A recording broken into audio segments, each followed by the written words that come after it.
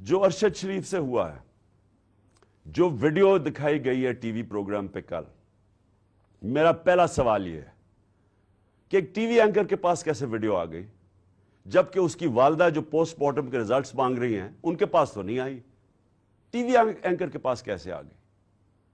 اور میرا نمبر 2 سوال یہ ہے کہ کون اس کی تحقیقات کرے گا؟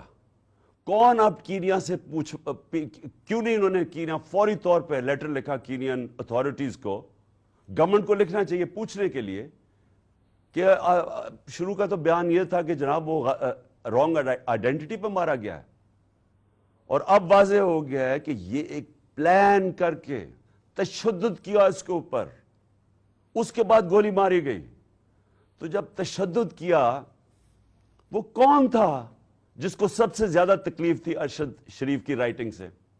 اس کی تحقیقات، اس کی جو انویسٹیگیٹو جرنلسٹ، کون تھا جس کو خطرہ تھا اس سے؟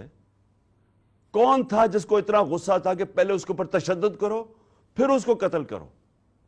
یہ چیف جسٹس صاحب، یہ صرف سپریم کورٹ کر سکتا ہے۔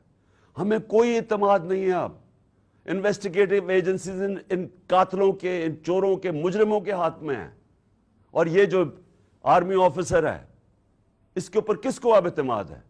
مجھے پتا انہوں نے کور اپ کیسے کیا، مجھے پتا ہے کہ آتے ساتھ ہی پنجاب پولیس کو کس نے کنٹرول کر لیا۔ گورنمنٹ ہماری ہے، ہم ہیں پنجاب کے اندر، ہماری حکومت ہے، وہ پولیس کہیں اور سے کنٹرول ہو رہی ہے، اور اب پولیس سے میں ایف آئی آر نہیں